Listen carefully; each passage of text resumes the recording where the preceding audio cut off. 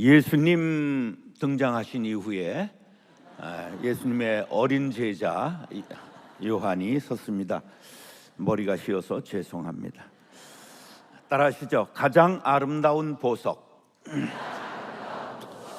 세상에서 가장 비싼 보석은 우리가 다이아몬드라는 것을 다 압니다.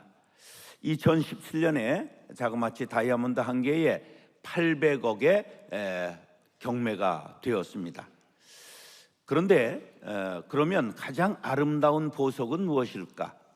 그것을 말씀드리고자 합니다. 에모토 마사루라고 하는 일본의 물을 연구하는 사람이 쓴 책이 있는데 그 책의 제목이 물은 답을 알고 있다. 자, 논에 별을 심으면서 클래식을 들려주고 팝송을 들려주었습니다. 어느 벼가 잘 자랐을까요? 그랬으면 좋은데 팝송이 그냥 프라우드 메리 하니까 더 프라이드를 가지고 잘 자랐습니다. 그런데 추수를 하고 보니까 알곡은 클래식에서 많이 나왔습니다. 왜냐하면 정서가 안정되었기 때문에 쭉정이가 적기 때문입니다. 자, 이런 것을 생각하면서 이 박사가 그러면 물도 사람의 말에 반응을 하지 않겠느냐? 그래서 물을 컵의 양쪽에 떠놓고 한쪽 컵에다는 되게 욕을 퍼부었습니다. 뒤져라 이렇게 하고 사탄아 물러가라. 그러고서는 전자현미경으로 찍어봤더니 거기에 결정이 막 흐리고 흉하게 나왔습니다. 근데 이쪽 컵에다가는 이제 사랑합니다, 고맙습니다, 감사합니다, 아주 아름답습니다, 이렇게 했는데 그것은 결정이 아름답게 나왔습니다. 물이 좋은 물은 몇 각술까요? 그럼 나쁜 물은 몇 각술까요? 잠잠하시네요. 이것을 하나는 알고 하나는 둘은 모른다 그런 뜻인데 나쁜 물은 오각수입니다. 자, 그런데 그 결정이 아름답게 나와요. 우리 옛날에 하늘에서 눈이 내리면 눈을 받아 먹은 사람 한번 손 들어 보세요. 그런 낭만도 없었던 것들은 좀 불쌍한 거죠. 그러면 눈을 우리가 먹을 때 보면 눈에 결정이 있어요, 없어요? 결정이 있습니다. 그런데 결정이 눈마다 전부 다르거든요. 모양이 아주 육각결정인데 전부 모양은 달라요.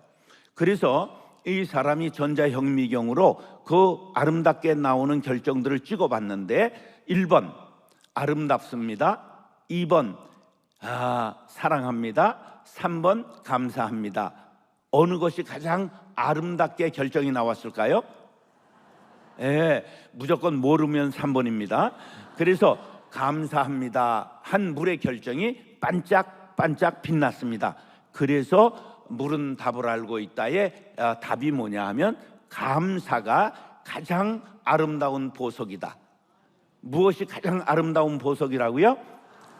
오늘 여러분들 이제 우리가 죽었고 다시 산 그런 새 생명을 얻은 사람들인데 새 생명을 얻고도 아직 결박이 풀어지지 않았다는 것은 우리가 가장 아름다운 보석을 갖지 못해서 그렇습니다. 오늘 이 보석을 간직하고 여러분들 모든 것이 풀어지는 새벽이 될 수 있기를 축복합니다. 미국의 성인들이 26,000개의 단어를 사용하는데 그 사용하는 단어 중에 가장 사용 빈도가 높은 것이 무엇이냐면 땡큐입니다. 이 사람들은 심지어 아닙니다 할 때도 no, thank you 그렇게 말합니다. 그래서 미국이 잘 살게 되었다는 전설 따라 삼천리 그런 말이 있습니다. 그래서 유대인들은 감사합니다라는 말이 혀에 붙기 전에는 아이에게 다른 아무 말도 가르치지 말라 그런 교훈을 하고 있습니다. 여러분들의 자녀들도 감사합니다, 하나님 감사합니다, 어머니 아버지 감사합니다, 그리고 언제나 밥을 먹고 그리고 감사를 할 줄 아는 자녀들로 키울 수 있게 되기를 간절히 바랍니다. 우리 뇌가 컴퓨터로 말하면 중앙지휘 장치입니다. 그래서 모든 것을 여기서 다 모아가지고 결정하고 판단을 합니다. 그런데 이 똑똑한 것 같은 뇌가 두 가지 경우에 헛똑똑입니다. 실수를 한다는 거죠. 하나는 뭐냐면 시제를 모릅니다. 그래서 30년 전에 아팠고 30년 전에 괴로웠고 30년 전에 학대받았던 일을 떠올리면 30년 전 과거로 흘러갔습니까? 오늘 아픕니까? 오늘 아프지요? 왜? 뇌가 시제를 모르기 때문에 그렇습니다. 또 하나, 뇌가 인칭을 모릅니다. 자, 유를 공격해요. 죽을 놈, 뒤질 놈, 싸가지 없는 놈 그러는데, 그러면 상대방을 욕할 때 상대방이 죽습니까? 내게서 쓴물이 나와 내가 상합니까? 알기는 다 여시같이 하네요.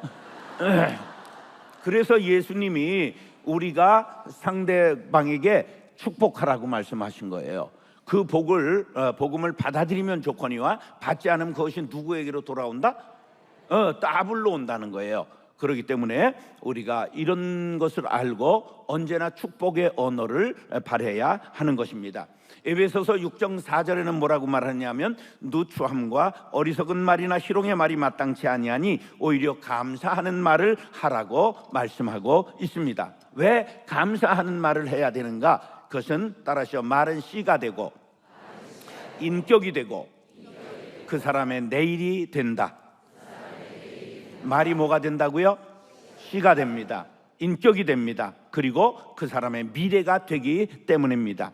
우리 모두가 감사의 보석을 캐는 광부가 될 수 있기를 예수님의 이름으로 축원합니다. 그럼 어떤 감사가 귀하냐? 따라서 범사에 감사하라.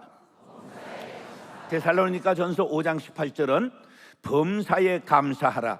이것이 그리스도 예수 안에서 너희를 향하신 하나님의 뜻이니라. 하나님의 우리를 향하신 뜻이 뭐라고요?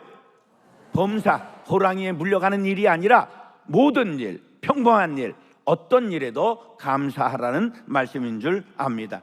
버이킷이라고 하는 목사님이 이런 말 했습니다. 평범한 삶에 대해 감사하는 자세는 하나님께 드리는 최고의 감사의 기도이다. 그렇게 말했습니다. 하나님께서 최고 받으시기를 원하는 게 뭐냐면 감사라는 사실을 기억하시기 바랍니다. 여러분, 일용할 양식에 감사하라고 오늘 우리에게 일용할 양식을 주옵시고, 그렇게 우리 주기도문에서 예수님이 가르쳐 주셨습니다. 자, 냉장고에 우리 한국 사람들은 전부 한 달치 전투 식량을 전부 갖고 있죠. 자, 정말 잘 사는 사람은 한 달치 그렇게 냉장고에 다 쌓아두고 먹을까요? 그날 신선한 것을 대가지고 먹을까요? 예, 그러므로 일용할 양식이 최고의 복인 줄 믿으시면 아멘 하시기 바랍니다. 그러므로 우리는 일용할 양식에 감사해야 합니다. 그 다음에 그 오프라 윈프리라고 하는, 여러분 까무잡잡한 여자를 보신 적 있으십니까? 예, 이 오프라 윈프리가 출생이 미혼모에게서 출생했습니다. 그 할머니 밑에서 성장했는데 외할머니 밑에 살다가 외삼촌에게 성폭행을 당해서 14살에 아이를 낳습니다. 몇 살에 낳았다고요? 그런데 2주 후에 아이가 죽어서 큰 충격을 받고 가출을 했는데 몸무게가 107kg이 됐습니다. 레슬러와 같이 된 거죠. 그런데 그때에 기적이 일어납니다.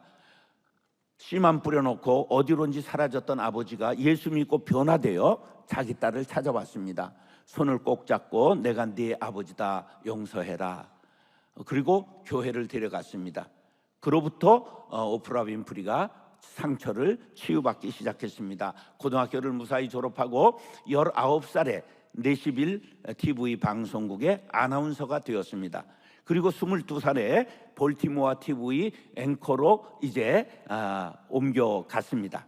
그런데 국장이 하루 부르더니 너 내일부터 9시 뉴스 해라. 설레는 가슴을 안고 출근해서 9시 뉴스를 했습니다. 근데 그 다음날 출근하니까 다시 부르더니 너 목소리가 아직은 좀 경직되었다. 다음에 하자. 그래서 좌천을 당했습니다. 어디로 갔느냐 하면 대담 프로에 나갔습니다. 그런데 대담을 하고 나오니까 마음이 너무 평안했습니다. 그래서 하나님 앞에 감사했습니다. 하나님, 이렇게 저에게 마음을 평안케 하시니 참 감사합니다. 그리고 대담을 하니까 이 자기가 마음 편하게 온 게스트를 대하니까 이분들이 묻지도 않은 말을 그냥 술술술술 답변하면서 이 프로그램이 인기를 끌게 돼서 중앙에서 그를 스카우트해서 우리나라로 말하면 민간 MBC와 같은 데에 그가 이제 앵커 우먼이 됐고, 특별히 오프라 윈프리 쇼라고 하는 이름을 붙이고 쇼를 했는데 정치인, 경제인, 그리고 인류 박사들 모든 사람들이 나오는 그런 프로가 돼서 연말에는 1억이 시청하는 특별 쇼를 하게 되었고, 수많은 광고가 붙어서 연말 300명 특별히 초청하는 그 이제 쇼에는 추첨을 컴퓨터로 해서 사람들을 모아가지고 너무 광고가 많이 붙으니까 오늘 여러분들에게 제가 자동차 한 대씩을 쏘겠습니다. 그런데 여러분들은 아무도 박수를 안 치지만 그 사람들은 우레와 같은 박수로 난리가 나고 그랬습니다. 그런데 그가 영향력 1위 그리고 여자 기업인 1위 일을 했습니다. 그러면서 자서전을 냈는데 자서전의 제목이 뭐냐? 나는 오늘도 감사의 일기를 쓴다, 그런 것입니다. 그래서 그는 자기의 성공 비결이 감사의 일기에 있다고 말했습니다. 그 이런 거예요. 잠자리에서 거뜬히 일어나게 하시니 감사. 우리는 새벽에 3시에 오늘 일어났다. 이거 아무것도 아니죠. 우리는 날마다 감사할 것입니다. 파란 하늘을 보게 하시니 감사. 우리 가을 하늘은 날마다 파랗죠. 예, 맛있는 스파게티를 먹게 하시니 감사. 저는 국수가 보드라와야지 그 딱딱한 걸 왜 먹냐 그러고 전 먹지도 않습니다. 뭐 이런 하찮은 일 같지만 날마다 감사의 일기를 적다 보니까 마음이 풍성한 들녘이 되었고 많은 사람들에게 인기를 얻는 사람들이 되었습니다. 여러분들도 감사의 일기를 써볼 수 있기를 간절히 바랍니다. 따라서 감사는 행복의 연습이고 불평은 불행의 연습이다. 그럼 우리가 뭘 해야 될까요? 감사를 해야 되죠. 모든 일에 감사할 수 있는 하나님의 자녀들이 될 수 있기를 축복합니다. 따라서 그럼에도 불구하고 감사하라. 다니엘서 3장 18절에 보면 그렇게 아니하실지라도, 옛날 성경에는 그리 아니하실지라도 이렇게 나오고 있죠. 우리는 그래서 감사, 그래도 감사, 그런데 감사, 그리고 감사, 그리 아니하실지라도 감사할 수 있는 in spite of, despite, 언제나 감사할 수 있는 사람들이 될 수 있기를 간절히 바랍니다. 시편 기자는 119편 71절에서 고난당한 것이 내게 유익이라, 이로 말미암아 내가 주의 율례들을 배우게 되었나이다 고백하고 있습니다. 욥기 23장 10절 우리가 잘 압니다. 그가 나를 단련하신 후에는 내가 순금같이 되어 나오리라. 단련이 얼마인 줄 아세요? 2600도의 용광로에 들어가 펄펄 끓는 것을 말하는 것입니다. 우리가 불같은 시험을 당해도 하나님 앞에 감사할 수 있는 신앙인들이 될 수 있기를 축복합니다. 손양원 목사님은 아들 2명을 공산반도에게 잃고 장례식에서 9가지 감사를 드렸습니다. 나 같은 죄인의 혈통에서 순교의 자식이 나게 하시니 감사. 허다한 많은 성도 중에서 이런 보배를 나에게 주셨으니 감사. 3남 3녀 중에서 가장 귀한 맏아들과 둘째 아들을 바치게 하시니 감사. 하나들의 순교도 귀하거늘 하물며 2 아들이 함께 순교했으니 더욱 감사. 예수 믿고도 와속종신에도 복이라 했는데 전도하다 총살 순교했으니 더욱 감사. 미국 가려고 준비했던 아들이 미국보다 더 좋은 천국 갔으니 내 마음이 안심되어 더욱 감사. 내 아들을 죽인 원수를 회개시켜 아들을 삼고자 하는 사랑의 마음을 주신 하나님께 감사. 내 아들의 순교의 열매로서 무수한 천국의 열매가 생길 것을 믿으며 감사. 역경 속에서도 하나님의 사랑을 깨닫게 하시고 이길 수 있는 믿음을 주신 하나님께 감사. 우리 모두가 어떤 역경 속에서도 감사할 수 있게 되기를 간절히 바랍니다. 하박국 3장 17절 18절에 보면 비록 무화과나무가 무성하지 못하며 포도나무에 열매가 없으며 감람나무가 소출이 없으며 밭에 먹을 것이 없으며 우리의 양이 없으며 외양간에 소가 없을지라도, 한마디로 말해서 쫄딱 망했다, 완전 망했다.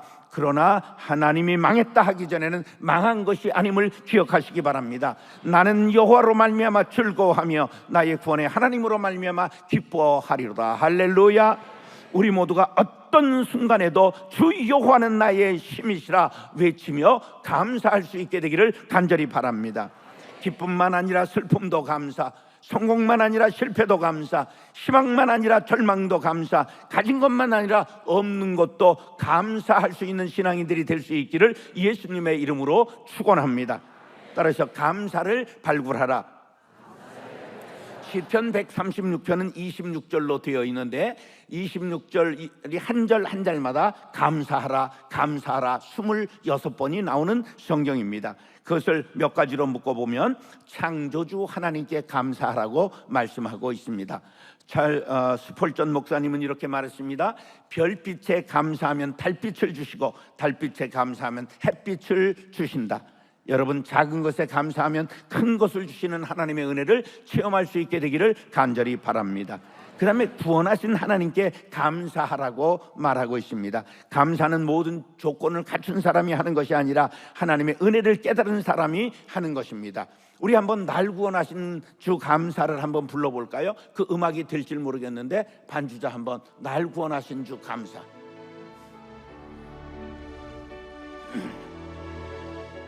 날 구원하신 주 감사. 날 구원하신 주 감사. 모든 것 주신 감사. 주신 감사. 지난 추억이 내 감사. 추억이 내 감사. 주 내 곁에 계시네. 향기로운 봄철의 감사. 철의 감사. 외로운 가을 날 감사. 사라진 눈물도 감사. 나의 영혼 응답하신 기도 감사. 응답하신 기도 감사. 거절하신 것 감사. 예정한 분당 감사. 모든 것 채우시네. 아픔과 기쁨도 감사. 은받는 위로 감사. 증량 못할 은혜 감사.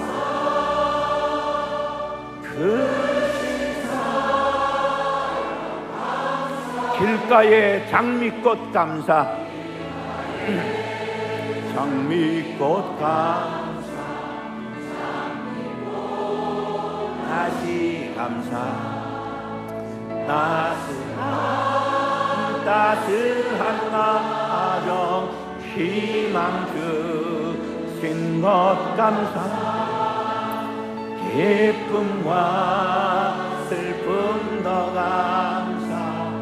하늘 평안을 감사. 주의 희망을 감사.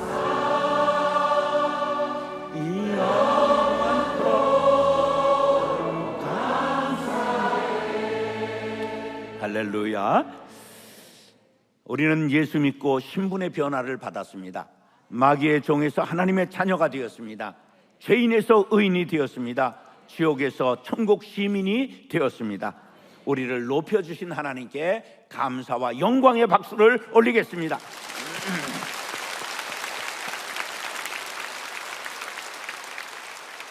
그런데 우리의 감사를 막는 대적이 있습니다.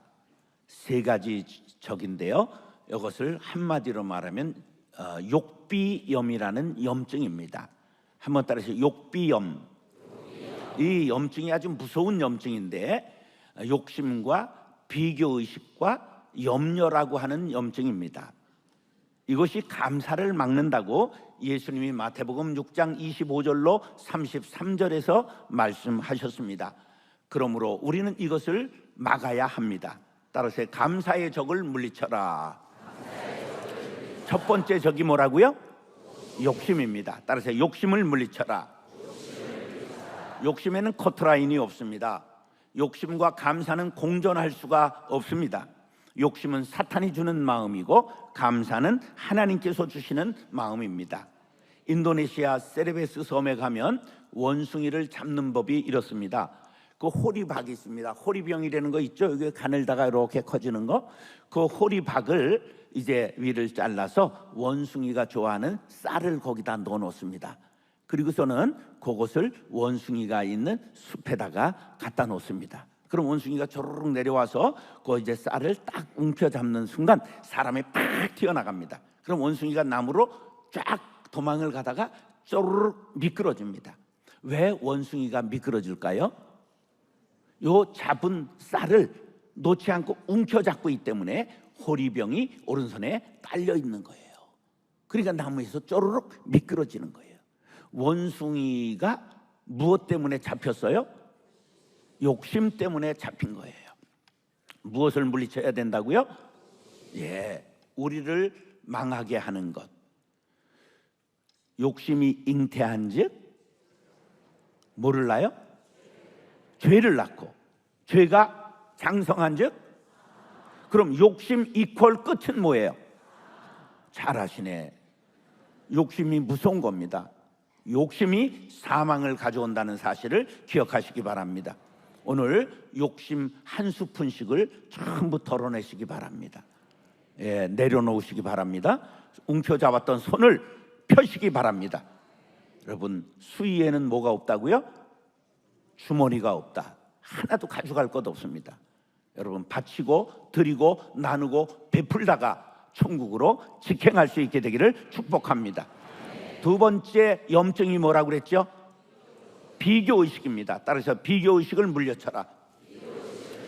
우리는 절대 신앙을 가져야지 상대적 신앙을 가지면 안 됩니다. 비교의식을 가지면 이것이 잘 되면 사람이 교만해집니다. 비교의식을 가진 사람이 안 되면 열등감에 빠지게 됩니다. 그러니까 비교의식의 결과는 우월감 아니면 열등의식입니다. 정상적인 사람이 될 수가 없습니다. 예수님은 말씀하셨습니다. 너희들이 염려한다고 키를 한 자나 더 할 수 있겠느냐? 보세요. 벌써 키를 한 자나 더 한다 하는 건 뭐예요? 작은 사람이 커지고 싶은 욕망이 있는 거예요. 비교하는 거예요.